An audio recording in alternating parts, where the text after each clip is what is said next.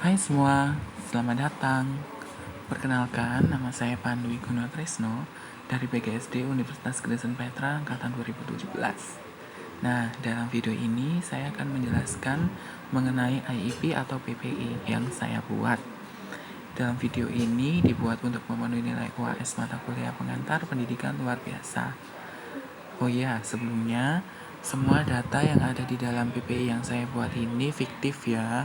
Diingat bahwa semua data yang saya buat dalam PPI ini adalah data fiktif. Jadi, teman-teman harap memaklumi. Nah, sebelum kita masuk lebih dalam lagi, izinkan saya untuk menjelaskan beberapa poin penting mengenai IEP atau PPI. Kepanjangan IEP sendiri adalah Individualized Educational Program. Namun dalam konteks di Indonesia kita lebih sering menyebutnya dengan istilah PPI atau Program Pembelajaran Individual. Nah, apa sih definisinya? PPI adalah fondasi dari pendidikan untuk anak berkebutuhan khusus. PPI memberikan gambaran tentang pelayanan dan program yang akan diterima anak serta tujuan pembelajaran yang akan dicapai. PPI merupakan bentuk kerjasama tim. Tim dapat terdiri dari orang tua, guru-guru, guru pendamping, terapis, dokter, psikolog, dan lain sebagainya. Mungkin bisa dimasukkan juga kepala sekolah. Nah, banyak orang tua dan pendidik merasa menggunakan IEP untuk anak didiknya. Namun, kita masih belum mengerti secara keseluruhan IEP itu sebenarnya apa dan formatnya itu seperti apa. Nah, sekarang mungkin kita sering bertanya-tanya, kapan sih anak disarankan memiliki IEP? Jadi IEP digunakan saat anak memiliki atau mengalami kondisi tertentu. Kondisi tersebut bisa mencakup kayak misalnya anak dengan gifted, jadi anak superior, anak yang pandai banget gitu. Terus ada anak yang memiliki tunanetra, tunarungu, tunawicara, tunagrahita, tunadaksa. Terus ada yang mungkin autism, ada Down syndrome, dan memiliki daya intelijensi, borderline intelektual atau intellectual deficiency, atau memiliki konsentrasi, memiliki learning disabilities. Nah, siapa sih yang sebaiknya menyusun IEP? IEP itu disusun oleh beberapa tim, oleh satu tim maksud saya. Jadi tim itu terdiri dari beberapa orang yang sudah saya sebutkan tadi. Tim ini disebut tim IEP. Seperti itu. Nah, di sini saya memiliki 4 lembar program pembelajaran individual yang saya buat. Jadi di sini ada 4 lembar. Pada lembar pertama berisi mengenai profil siswa. Jadi di sini data diri siswa semuanya dicakup. Nah, data diri siswa ini harus mendetail. Mengapa harus mendetail? Supaya para pengguna IEP itu bisa mengerti kondisi si anak dan juga bisa mengerti kalau misalkan di sini saya memberikan warna kuning untuk nomor telepon orang tua dan email orang tua. Mengapa demikian? Karena ketika anak berada pada kondisi yang sifatnya urgensi, kita langsung bisa tahu gitu. Kita harus telepon kemana, kita harus menghubungi siapa. Jadi seperti itu. Nah, di sini saya memberi nama anaknya. Sekali lagi saya tekankan bahwa data ini fiktif ya. Jadi di sini nama anaknya adalah Amazing Grace. Jenis kelaminnya perempuan, usianya 8 tahun 1 bulan, levelnya level 3. Nah, di sini mengapa saya menggunakan istilah level? Pada saat pada beberapa waktu yang lalu itu saya pernah berkunjung ke salah satu sekolah yang ada di Jogja. Itu mereka menggunakan istilah level bukan kelas. Jadi sama saja seperti level atau kelas itu menunjukkan jenjangnya. Namun di sini menurut saya kata level lebih efektif digunakan untuk anak berkebutuhan khusus. Karena mengapa? Salah satu contohnya misalnya ada seorang anak berusia 12 tahun namun kemampuannya masih seperti anak kelas 1. Nah, di sini kayak istilah kelas itu menurut saya agak sedikit kasar, jadi mungkin istilah level lebih baik bagi saya karena level itu menunjukkan kemampuan seorang anaknya itu pada taraf berapa. Nah, kalau misalkan kita menggunakan istilah kelas itu menurut saya agak kurang baik didengarnya ya menurut saya seperti itu. Jadi di sini kondisi siswanya adalah tunanetra total. Jadi tunanetra total dari prenatal anak ini. Nah, di bawah profil siswa di sini terdapat tanda tangan pengguna dokumen PPI. Jadi di sini pengguna dokumen PPI ada guru, orang tua, siswa itu sendiri, kepala sekolah, dan di sini saya juga memberikan pihak lain. Pihak lainnya di sini ada dokter spesialis anak pribadi dan juga terapis pribadinya.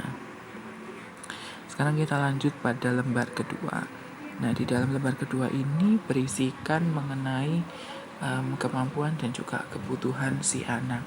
Kemampuan dan kebutuhan si anak ini harus dan sifatnya itu wajib.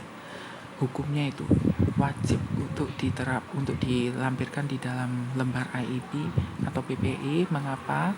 Karena kita itu bisa tahu kalau misalkan seorang anak ini tuh sudah mampu apa, sudah bisa apa, dan juga mereka ini membutuhkan apa.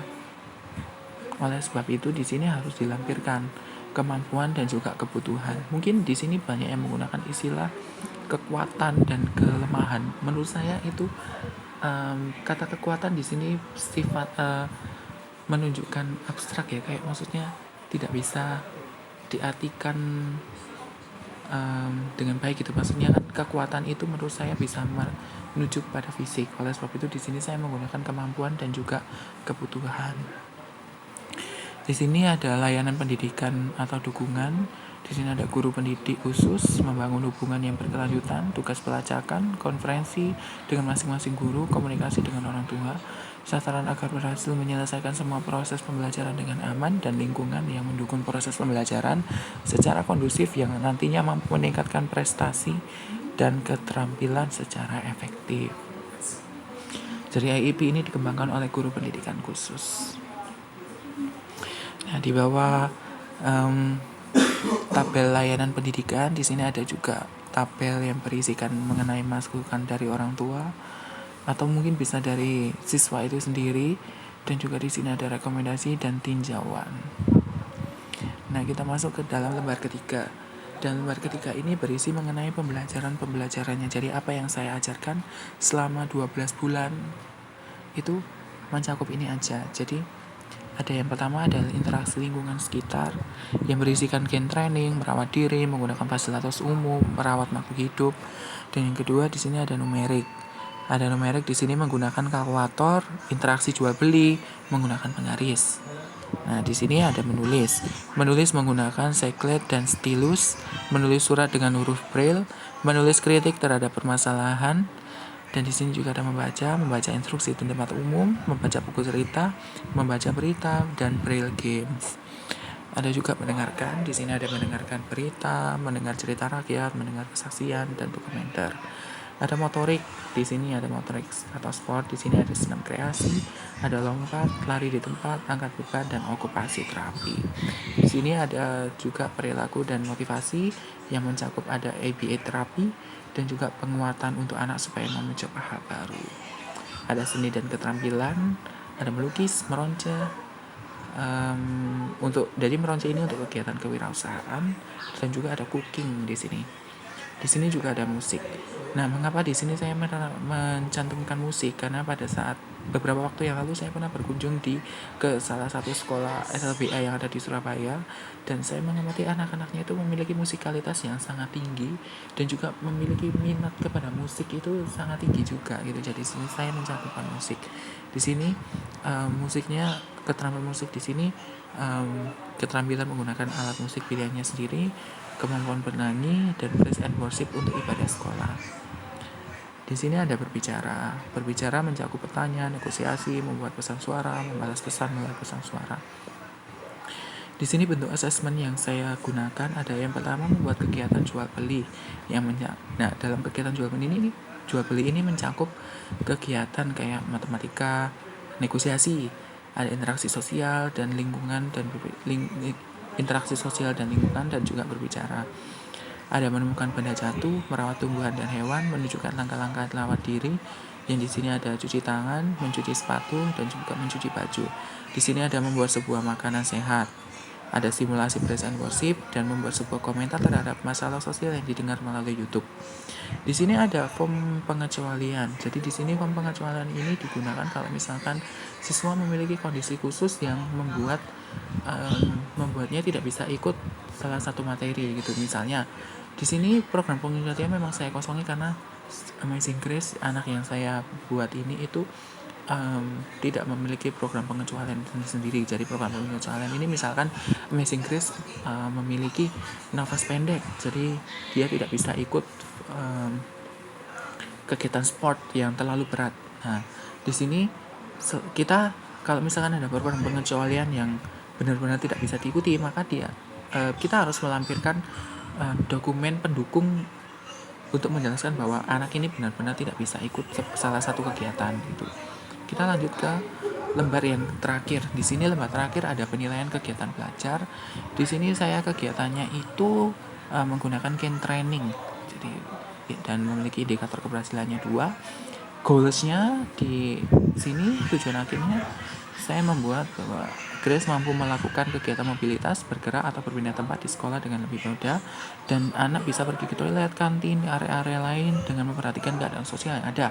Jadi Grace juga mampu mengatakan permisi, bertanya, dan merespon interaksi yang ada di sekitarnya. Di sini baseline yang saya gunakan, jadi baseline-nya itu Grace itu sudah mengenal fungsi Cane dan sudah mampu mengambil serta mengerti bagaimana cara memegang Cane dengan benar. Untuk benchmarknya, di sini benchmarknya setiap benchmark saya menggunakan saya memberikan waktu selama 3 bulan. Jadi benchmark atau kondisi yang ditetapkan guru di sini saya atau tujuan jangka pendeknya di sini saya membuat Grace mampu menjelaskan fungsi Cane, mampu mengatakan permisi ketika ada orang yang menghalangi jalannya, mampu pergi ke toilet sekolah sendiri, mampu pergi ke ruang sirkulasi sekolah. Grace mampu pergi ke ruang kelas, Grace mampu meletakkan kembali Cane di tempat yang sudah disediakan. Di sini penilaiannya kriterianya ada 1 sampai 3. Jadi jika anak mendapat nilai 1 menunjukkan bahwa anak bisa melakukan dengan banyak bantuan guru. Jika mendapat nilai 2 artinya anak bisa melakukan dengan sedikit bantuan guru. Jika mendapat nilai 3 anak bisa menunjukkan atau anak bisa melakukan sendiri tanpa bantuan guru. Di sini saya juga memberikan catatan khusus. Nah, terima kasih teman-teman telah menyaksikan video penjelasan PPI saya. Mohon maaf ketika di dalam PPI ini masih banyak kekurangan dan masih banyak kesalahan. Terima kasih.